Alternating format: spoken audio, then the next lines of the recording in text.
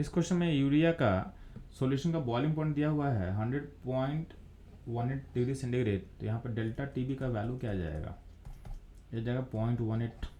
ठीक है, आपका केएफ और केबी ऑफ वाटर दिया हुआ है 1.86 एंड 0.512।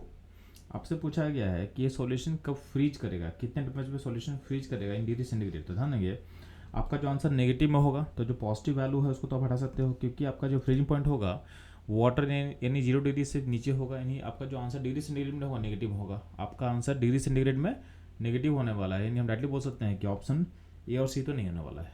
अब हम देखते हैं सॉल्व करके। तो ध्यान देंगे, क्योंकि सेम सॉल्यूशन है तो सेम सॉल्यूशन का मोल्टी क्या होगा, सेम होगा।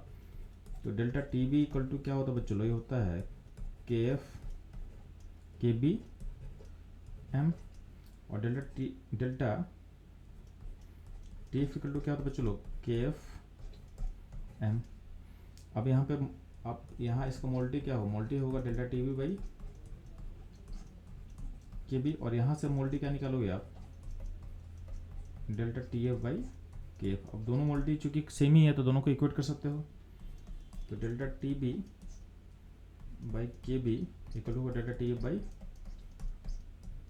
के एफ। अब मेरे को डेल्टा टी एफ निकालना है, तो डेल्टा टी एफ क्या होगा, डेल्टा टी बी इंटू के F by K B. Delta T B का वैल्यू कितना है क्वेश्चन में, 0.18। के बी का वैल्यू कितना लिया हुआ है क्वेश्चन में, 0.512, और के एफ कितना है 1.86। अब इस क्वेश्चन में थोड़ा सा हम अप्रोक्सीमेशन कर सकते हैं, क्योंकि जो दो वैल्यू हो सकता है बी और डी, दोनों में काफ़ी डिफरेंस है। तो हम इमीडिएटली मान सकते हैं कि ये जो यहाँ पे 0.512 और 1.86 है, तो ये जब कैंसिल करेगा तो ये कैंसिल ऑलमोस्ट 3 से कुछ बड़ा नंबर होगा, यानी 3.5 के आसपास ये वैल्यू हो सकता है, 3.5 या 3.6 के आसपास हो सकता है, क्योंकि 0.5 एंड 1.8 तो ऑलमोस्ट क्या होगा, ये 4 से कुछ छोटा होगा और 3.5 से कुछ बड़ा नंबर होगा।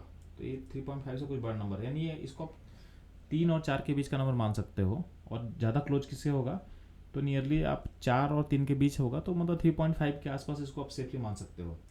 अब यहाँ पे 18 है, 0.18 है, तो 0.18 इंटू 3.5, तो नियरली जो वैल्यू निकलेगा आपका जो होगा 18 के टेबल में 3 के और 4 के बीच में होगा, यानी 0.54 एंड 0.72 के बीच में कोई नंबर होगा। ठीक है, तो आपका जो डेल्टा टी एफ का वैल्यू निकल के आ जाएगा, ये वैल्यू निकल के आ जाएगा, आप देखोगे ऑप्शन में तो ये ऑप्शन हमारे साथ मैच करने वाला है। तो डेल्टा टी एफ का जो वैल्यू निकलने वाला है, ये निकलने वाला है 0.654 निकलने वाला है। तो डेल्टा टी एफ जो बेसिकली क्या होता है, आपका सॉल्वेंट का फ्रीजिंग पॉइंट माइनस सॉल्यूशन का फ्रीजिंग पॉइंट, जो कि आपको निकालना है।